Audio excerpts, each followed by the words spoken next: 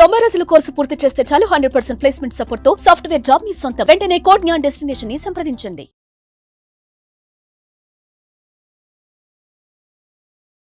Welcome to Suman TV. నేను మీ Suman TV Nag.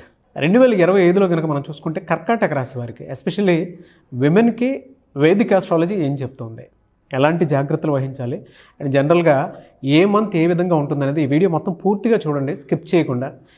మీ ఇంట్లో చాలామంది అంటే పిల్లలు కూడా ఉంటారు, సో వాళ్ళకు కూడా ఒకసారి ఎలాంటి జాగ్రత్తలు పాటించాలి అనేటువంటి దాని మీద కూడా అవగాహన వచ్చేలాగా మీకు క్లారిటీ వస్తుంది.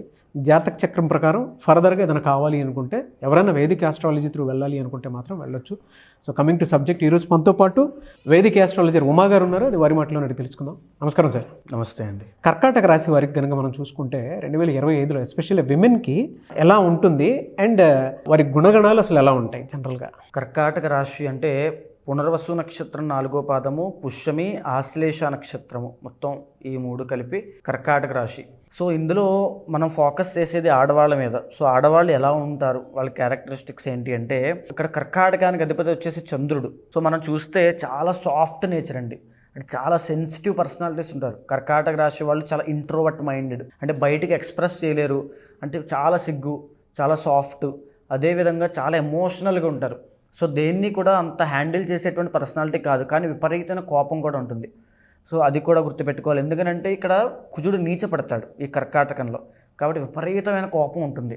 సో ఆ కోపం వచ్చినప్పుడు మాత్రం దాన్ని కట్టాలు తెంచుకున్న ఆవేశం ఉంటుంది చూసారా, ఆ రకంగా ఉంటుంది. వీళ్ళని హ్యాండిల్ చేయడం చాలా ఈజీ, కానీ ఒక్కసారి వీళ్ళని కదిపితే, ఏదైనా ఇబ్బంది పెడితే, ఇన్సల్ట్ చేస్తే మాత్రం విపరీతంగా టార్చర్ కనబడుతుంది. అందులో ఎస్పెషల్లీ ఆశ్లేష నక్షత్రము, ఈ కర్కాటక రాశి ఉండే స్త్రీలు ఆశ్లేష నక్షత్రం వాళ్ళైతే వాళ్ళని భరించడం చాలా కష్టం, వాళ్ళ మూడ్ స్వింగ్స్ని తట్టుకోవడం చాలా కష్టం, వాళ్ళ కోపాన్ని, వాళ్ళ టెంపర్ని తట్టుకోవడం చాలా కష్టం. సో ఎక్కువగా మేజర్గా కర్కాటక రాశిలో ఆశ్లేష నక్షత్రం వాళ్ళకి కనుక కాలసర్పదోషం ఉందనుకోండి, ఇంకా చేసుకునే భర్త అయిపోయినట్టే. ఇంకా విపరీతమైన టార్చర్ ఉంటుంది. అంటే ఆమె స్వభావం అలా ఉంటుంది, ఏదైనా సరే చాలా స్ట్రైట్ ఫార్వర్డ్గా, ఇంకా లౌక్యం అనేది ఉండదు, కోపము, విపరీతంగా కోపము, నా మాటే వినాలి అనేటువంటి ఆ ఇగో ఉంటుంది ఎక్కువ. అదేవిధంగా వీళ్ళకి కర్కాటక రాశి వాళ్ళకు ఉన్నటువంటి అదృష్టం ఏంటంటే, 2nd లార్డ్ అదేవిధంగా 10th లార్డ్ కూడా కుజుడు, ఇక్కడ రవి అవుతారు. సో వీళ్ళు కనుక గవర్నమెంట్ జాబ్ మీద ఫోకస్ చేస్తే, కర్కాటక రాశి వాళ్ళు ఎవరైనా సరే గవర్నమెంట్ జాబ్ మీద ఫోకస్ చేస్తే ఆడవాళ్ళు ఖచ్చితంగా గవర్నమెంట్ జాబ్ వస్తుంది. రైల్వే డిపార్ట్మెంట్ అయినా, మెడికల్ ఫీల్డ్లో అయినా, వీళ్ళు ఏదైనా ఎంబీబీఎస్ కానీ ఇలాంటివి చదివితే గవర్నమెంట్ డాక్టర్స్ కింద అయ్యే అవకాశాలు చాలా ఎక్కువ ఉంటాయి. అదేవిధంగా ఎలక్ట్రికల్ డిపార్ట్మెంట్ అవ్వచ్చు, ఇంజనీరింగ్ అవ్వచ్చు. ఇంజనీరింగ్లో కూడా అంటే గవర్నమెంట్ కాకపోయినా సరే కుజుడు ఎప్పుడు కూడా ఇంజనీరింగ్ కూడా ఇండికేట్ చేస్తుంటాడు. ఇంజనీరింగ్ అయినా, వీళ్ళు సొంతంగా పెట్టేటువంటి ఏ బిజినెస్ మ్యానుఫ్యాక్చరింగ్ యూనిట్స్ అయినా, రిలేటెడ్ టు ఏ కిచెన్కి సంబంధించిన సామాన్లు అయినా, సో వీళ్ళకి ఎక్సలెంట్ ఫ్యూచర్ ఉంటుంది. ఫ్యూచర్ విషయంలో వీళ్ళు చూసుకోవాల్సిన అవసరం లేదు. ఈవెన్ ఈ యొక్క కర్కాటక రాశి స్త్రీలు మాత్రము రియల్ ఎస్టేట్లో కూడా చాలా అభివృద్ధి చెందుతారు. అన్ని తెలివితేటలు వీళ్ళకుంటాయి. గవర్నమెంట్ అఫీషియల్స్తో డీల్ చేస్తుంటారు, లేదా ఒక ఐఏఎస్ ఐపీఎస్ లాగా ఆథరైజ్డ్ పీపుల్లో ఉంటారు. ఒక గవర్నమెంట్ అఫీషియల్స్ కింద ఒక పొలిటికల్ కెరీర్ అవ్వచ్చు. ఈ ఆడవాళ్ళకి చాలా, ఎస్పెషల్లీ ఆడవాళ్ళకి పొలిటికల్ కెరీర్ చాలా బ్రహ్మాండంగా ఉంటుంది. సో వీళ్ళు చిన్నప్పటి నుంచి ఆ గైడెన్స్తో వెళ్ళాలి. ఎందుకంటే ద్వితీయ స్థానం సింహం అవుతుంది కాబట్టి చిన్నప్పటి నుంచి ఆ గైడెన్స్తో వెళ్తే, వీళ్ళని ఎవరైనా పట్టుకుని నడిపిస్తే కనుక విపరీతమైన రాజయోగం పడుతుంది, కెరీర్ ఎక్సలెంట్గా ఉంటుంది. అయితే ఇంకా కర్కాటక రాశి వాళ్ళు కనుక మీకు 4th హౌస్ శుక్రుడు అవుతాడు కాబట్టి పెళ్ళయిన తర్వాత ఎక్సలెంట్ ఇది ఉంటుంది, అంటే యోగం పడుతుంది పెళ్ళైన తర్వాత. కానీ మ్యారీడ్ లైఫ్లో మాత్రం చాలా సమస్యలు వస్తాయి. మీరు కనుక తీసుకుంటే డైవర్స్ కేసులు ఎక్కువ ఏ రాశికి ఉంటాయంటే కర్కాటక రాశికి ఉంటాయి. ఎందుకు అని అంటే ఒరిజినల్ 7th హౌస్ వచ్చి మకరం అవుతుంది శని. సో శని ఎప్పుడు కూడా సక్సెస్ఫుల్ మ్యారీడ్ లైఫ్ ఇవ్వడు. సో కర్కాటక రాశి వాళ్ళకి మ్యారీడ్ లైఫ్ అనేది ఒక శాపం లాంటిది. అందులో ఆశ్లేష నక్షత్రానికి ఇంకా టార్చర్, వీళ్ళకి కూడా టార్చరే. అదేవిధంగా వీళ్ళకి ఎక్సలెంట్ ఫ్యామిలీ అట్మాస్ఫియర్ అంటే చాలా ఇష్టం, కానీ వీళ్ళకి అదే దొరకదు చెప్పాలంటే. ఎందుకంటే తుల శుక్రుడు అవుతాడు కాబట్టి, కానీ ఒక లగ్జరియస్ లైఫ్ అనుభవించడానికి ఇష్టపడతారు. ఏదైనా నేను గొప్పగా బ్రతకాలి, అది చేయాలి, ఇది చేయాలి, ఆశలు మాత్రం చాలా ఎక్కువ ఉంటాయి, విపరీతమైన ఆశలు. వీళ్ళ ఎక్స్పెక్టేషన్స్ రీచ్ అవ్వడం చాలా కష్టం. ఈ 4వ స్థానం శుక్రుడు అవుతాడు కాబట్టి ఒక లగ్జరియస్ లైఫ్లో జీవించడం కానీ, అంటే ఎప్పుడైతే 35-40 వస్తాయో, మిడ్ ఏజ్ వస్తుందో అక్కడి నుంచి వీళ్ళకి లగ్జరీ లైఫ్ స్టార్ట్ అవుతుంది. అంటే ఈ యొక్క విలాసవంతమైనటువంటి ఒక ఇంట్లో జీవించడం, ఒక లగ్జరియస్ లైఫ్, ఒక పాష్ లైఫ్, ఒక లావిష్ లైఫ్లో బ్రతకడం, ఒక కార్లు, బంగ్లాలు, ఇవన్నీ వచ్చేస్తాయి ఆటోమేటిక్గా. వీళ్ళకి పడినటువంటి కష్టానికి రిఫ్లెక్షన్ అంతా కూడా మిడ్ ఏజ్లో వస్తుంది. అదేవిధంగా వీళ్ళకి కర్కాటక రాశి వాళ్ళకి ఇంకొక ఇబ్బంది ఏమిటంటే సంతానంలో ఇబ్బంది అయ్యేటువంటి అవకాశాలు చాలా ఉంటాయి. సో మేజర్గా మనం చూస్తే PCOS అంటాం కదా, సో అది బ్లడ్కి రిలేటెడ్ వస్తుందండి. సో ఆ బ్లడ్కి సంబంధించి ఈ యొక్క సంతాన ప్రాబ్లమ్స్ అని కూడా కర్కాటక రాశి స్త్రీలు ఎస్పెషల్గా చాలా జాగ్రత్తగా ఉండాలి. వాళ్ళు తీసుకునేటువంటి డైట్ చాలా ప్రాపర్గా ఉండాలి. ఎక్సర్సైజ్ అయినా సరే, డైట్ అయినా సరే చాలా ప్రాపర్గా ఉండాలి. సో ఎప్పుడైతే వాళ్ళు వీటి మీద ఫోకస్ చేసి ఆరోగ్యం చూసుకుంటారో సంతానపరంగా పుట్టినటువంటి సంతానం కూడా వీళ్ళకంటే చాలా గొప్పగా ఉంటారు. కానీ సంతానం పుట్టేటువంటి సమయంలో మాత్రం చాలా ఇబ్బంది అవుతుంది, చాలా ఇబ్బంది పడతారు. అంటే నిలబడుతుందా లేదా, మిస్క్యారీ అయ్యే అవకాశాలు, చాలా వరకు ప్రెగ్నెన్సీ రాకపోవడము, ఇలాంటి ఇబ్బందులు కనబడతాయి. సో అదేవిధంగా ఈ కర్కాటక రాశి స్త్రీలు కనుక ఎస్పెషల్లీ లావుగా ఉన్నవాళ్ళు, సో ఇలా ఎందుకు చెప్తున్నానంటే ఒబేసిటీ అంటాం కదా, సో ఒబేసిటీ ఉన్నటువంటి స్త్రీలు అయితే కొలెస్ట్రాల్ విషయంలో అవ్వచ్చు, హార్ట్ ప్రాబ్లం విషయంలో చాలా జాగ్రత్తగా ఉండాలి. సో ఎందుకంటే ఒరిజినల్ 6th హౌస్ వచ్చేసి వీళ్ళకి ధనస్సు అవుతుంది గురుడు. సో చాలా ఎఫెక్ట్ చూపిస్తాడు హార్ట్ మీద. సో ఎవరైతే మిడ్ ఏజ్ దాటి సో ఉంటారో కర్కాటక రాశి స్త్రీలు, వాళ్ళు హార్ట్ ప్రాబ్లం ఆ విషయంలో చాలా జాగ్రత్త తీసుకోండి. తినే విషయంలో మాత్రం చాలా జాగ్రత్తగా ఉండాలి. ఎందుకంటే గురుడు ఎప్పుడైనా సడన్ ఫోకస్ ఇస్తాడు, సడన్గా ఏదోటి క్రియేట్ చేస్తాడు, కాబట్టి చాలా జాగ్రత్తగా ఉండాలి. సో ఇందాక నేను చెప్పాను కర్కాటక రాశి వాళ్ళకి 7th హౌస్ వచ్చేసి మకరం అవుతుంది. సో దీనివల్ల మేజర్గా మ్యారీడ్ లైఫ్లో చాలా ఇబ్బందులు వస్తాయండి. సో అందరికీ నేను చెప్పను, ఇండివిజువల్ జాతకంలో కనుక గొప్ప యోగం అంటే అది ఓవర్కమ్ అవ్వచ్చు. కానీ నేను చెప్పేది యాక్చువల్ బ్లూ ప్రింట్, దీని మీద పెరగచ్చు, దీని మీద తగ్గచ్చు. సో కర్కాటక రాశి వాళ్ళకి మ్యారీడ్ లైఫ్లో ఖచ్చితంగా ఇబ్బందులు వస్తాయి, ఓకే, ఖచ్చితంగా. సో వీళ్ళకి ఏంటంటే కర్కాటక రాశి వాళ్ళు ఇన్ జనరల్గా యూజువల్గా వీళ్ళకి పూర్ణాయుష్ అనేది ఉంటుంది. అంటే చాలా ఎక్కువ కాలం బ్రతుకుతారు, 84, 85. సో ఎక్కువ ఉంటారు వీళ్ళు, ఆయుష్ మాత్రం చాలా ఎక్కువ ఉంటుంది. ఎందుకంటే ఒరిజినల్ 8th లార్డ్ శని అవుతాడు కాబట్టి ఎక్కువ ఆయుష్ ఉంటుంది. కానీ విపరీతమైన మానసిక ఒత్తిడి. సో ఇందాక నేను చెప్పాను కదా, అసలు ఎమోషనల్ ఎక్కువ ఉంటారు, సెన్సిటివ్ ఎక్కువ ఉంటారు. వీళ్ళు బాధపడడం, ఎదుటి వాళ్ళు బాధ పెట్టడం, సో అలా ఉంటుంది నేచర్. వీళ్ళు చాలా సాఫ్ట్ స్పోకెన్, కానీ లోపల మాత్రం చాలా కోపము, బాధ ఇవన్నీ లోపల అలా ఓడ్చుకొని ఒగ్గబెట్టుకుని ఉంటారు చాలా ఓర్పుతో. అదేవిధంగా ఎప్పుడైతే ఇంకా చెప్పాలంటే డబ్బు విషయంలో చెప్పాలంటే వీళ్ళు సంపాదించిన దానికన్నా వచ్చిందే ఎక్కువ ఉంటుంది. అంటే వంశపారంపర్యంగా వచ్చిన ఆస్తి ఎక్కువ ఉంటుంది ఆడవాళ్ళకి. సో లేకపోతే పెళ్ళైన తర్వాత ఎక్కువ కలిసి రావడము, సో లైఫ్లో చాలా గ్రోత్ అనేది పెళ్లి తర్వాత రావడం అనేటువంటి చాలా ఎక్కువ జరుగుతుంటాయి. ఈ కర్కాటక రాశి వాళ్ళు ఎవరైనా సరే పెళ్లి చేసుకునే ముందు మాత్రము జాతకం ఖచ్చితంగా చూపించుకోవాలి, లేకపోతే మ్యారీడ్ లైఫ్లో చాలా ఇబ్బంది పడతారు. ఓకే. సో ఎప్పుడైతే వీళ్ళు కనుక మాకు బిజినెస్ కావాలి అనుకున్నారనుకోండి, మాకు జాబ్ కెరీర్ వద్దు, నాకు బిజినెస్ కావాలి అనుకుంటే మాత్రము పార్ట్నర్షిప్ లేని బిజినెస్ పెట్టుకోవాలి. పార్ట్నర్షిప్ కనుక బిజినెస్లో పెట్టుకున్నారంటే కర్కాటక రాశి వాళ్ళు ఫెయిల్ అయిపోతుంది, ఖచ్చితంగా నష్టపోతారు. సో ఎప్పుడైతే కర్కాటక రాశి వాళ్ళు ఇండివిజువల్గా నుంచుని వాళ్ళు లీడ్ చేసుకుంటే వాళ్ళ బిజినెస్ని ఎక్సలెంట్గా ఉంటుంది. సో అందులో కూడా ఎలాంటి బిజినెస్ చేస్తే బాగుంటుంది అని అంటే ఎక్కువగా కర్కాటక రాశి వీళ్ళకి ఓర్పు, సహనం అనేది ఎక్కువ ఉంటుంది, ఎమోషనల్. కాబట్టి వీళ్ళు ఆడవాళ్ళకి సంబంధించినటువంటి కాస్మెటిక్స్, బ్యూటీ ప్రొడక్ట్స్, ఎందుకంటే శుక్రుడు చాలా బాగుంటాడు, ఇంటీరియర్ డిజైనింగ్స్ అవ్వచ్చు, వీళ్ళు మంచి ఆర్టిస్టులు ఉంటారు వీళ్ళలో, కర్కాటక రాశి వాళ్ళు మంచి అడ్మినిస్ట్రేటర్స్ ఉంటారు వీళ్ళలో. సో అలాంటి వాటి మీద ఫోకస్ చేస్తే కనుక చాలా బ్రహ్మాండంగా ఉంటుంది.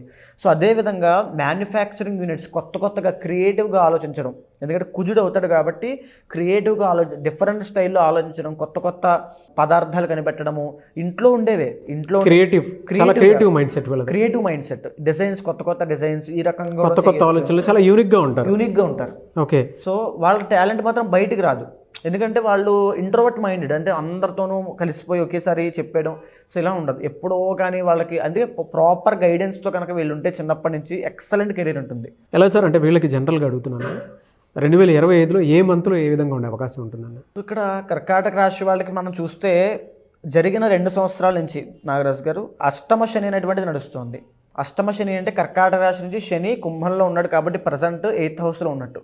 సో దీనివల్ల వీళ్ళకి ఏంటంటే ఫైనాన్షియల్గా, ఆరోగ్యపరంగా, అదేవిధంగా మానసికంగా కూడా చాలా ఒత్తిడి అనేది ఎక్కువ ఉంది ఇప్పటిదాకా. సో మీరు ఎవరిని కర్కాటక రాశి స్త్రీలను పట్టుకుని అడిగినా వాళ్ళు ఇదే మాట చెప్తారు. సో ఏం జరుగుతుందో అర్థం కావట్లేదు, ఇది ఉంటుంది. సో మార్చి 30 తర్వాత అష్టమ శని దోషం వెళ్ళిపోబోతోంది. సో వెళ్ళిపోయిన తర్వాత ఏదైతే మే 18వ తారీఖు తరువాత రాహువు మీనంలోంచి కుంభంలోకి వస్తున్నాడు, అంటే కర్కాటక రాశికి 8th హౌస్ వస్తుంది. అష్టమ స్థానంలో రాహు ఉండడం వల్ల కొత్త ఆర్థిక భారాలు పడతాయి. అంటే ఫర్ సపోజ్ కర్కాటక రాశి వాళ్ళు ఒక కంపెనీలో పనిచేస్తున్నారు అనుకోండి, సో మార్చి 30 తర్వాత ఓకే మంచి ఛాన్స్ నాకు దొరికిందని వేరే కంపెనీలోకి వెళ్ళిపోతారు. మే 18 తర్వాత రాహు ఎప్పుడైతే 8th హౌస్లోకి వస్తాడో వీళ్ళకి ఇంకో కొత్త అంటే ముందు గొయ్యి వెనక నొయ్యి అన్నట్టు ఉంటుంది. బా సో ఆ రకమైన ఇబ్బందులు అనేవి ఖచ్చితంగా కనబడతాయి. ఇంకా మోరోవర్ మనం చూస్తే ఇప్పుడు గురుడు వృషభంలో ఉన్నాడండి. సో కర్కాటక రాశి లాభంలో ఉన్నట్టు. సో గురుడు యొక్క బలం చాలా బాగుంది. సో అంటే ఇప్పుడు ప్రజెంట్ టైమ్స్లో ఎంత ఆర్థిక ఇబ్బందులు మానసిక ఒత్తిడి ఉన్నప్పటికీ కూడా ఫ్లో ఆఫ్ మనీ అనేది ఆగదు, వస్తూనే ఉంటుంది. కానీ ఎప్పుడైతే మే 15వ తారీఖు తర్వాత గురుడు మిథునంలోకి వస్తాడో ఫ్లో ఆఫ్ మనీ అనేటువంటిది ఆగుతుంది. రాబడి కన్నా ఖర్చులు విపరీతంగా ఎక్కువైపోతాయి. సో మానసికంగా చాలా ఒత్తిడి ఎక్కువైపోతుంది. ఇంకా శని దోషం మాత్రమే పోతుంది, రాహు గురుడు కూడా బ్యాడ్ పొజిషన్లోకి వెళ్ళబోతున్నారు. కాబట్టి వీళ్ళు చేయాల్సింది ఏంటంటే శివారాధన ఎక్కువగా చేయాలి. వీళ్ళ ఇండివిజువల్ జాతకం కనుక చూపించుకుని అక్కడ యోగం ఉందనుకోండి, దాన్ని యాక్టివేట్ చేయాలి. ఆ పూజల ద్వారా వాటిని యాక్టివేట్ చేశారనుకోండి, లేదా మంత్రజపం చేసి యాక్టివేట్ చేశారనుకోండి. గురుడికి అధిపతి శివుడు కాబట్టి శివారాధన నిత్యము శివనామస్మరణ చేయడము, లేకపోతే గోసేవ ఎక్కువగా చేయడము. ఈ యొక్క కర్కాటక రాశి స్త్రీలు ఎస్పెషల్గా గురువారము శనగలు దానంగా ఇవ్వడము, లేకపోతే దత్తాత్రేయ స్వామి వారిని ఆరాధన ఎక్కువగా చేయడం లాంటివి చేస్తే. సో ఇక్కడ రాహు ఎగైన్ మళ్ళీ అష్టమ స్థానంలో ఇబ్బంది పెడుతున్నాడు కాబట్టి దుర్గాదేవి యొక్క ఆరాధన ఎక్కువగా చేయడము, లేదా చండీ హోమం జరిపించడము, లేకపోతే వారాహి హోమం చేయడము, ఇలాంటివి చేస్తే వీళ్ళకి మానసిక ఒత్తిడి తగ్గుతుంది. అనవసరమైన తర్వాత అంటే మే తర్వాత ఎలా ఉంటుందండి? మే తర్వాత నుంచి మళ్ళీ గురుడు ఎప్పుడైతే కర్కాటకంలోకి వస్తాడో అక్టోబర్ నుంచి మళ్ళీ ఎక్సలెంట్గా ఉంటుంది. మళ్ళీ వీళ్ళ ఫైనాన్షియల్ స్టేటస్ అంతా కూడా మళ్ళీ అక్టోబర్ వరకు, అక్టోబర్ దాకా స్తంభించిపోతారు. అంటే డబ్బులు ఆగిపోతాయి, ఖర్చులు ఎక్కువైపోతాయి, ఏం చేయాలో అర్థం కాదు, వెనకాల సపోర్ట్ దొరకరు, ఎందుకంటే అష్టమ స్థానంలో రాహు.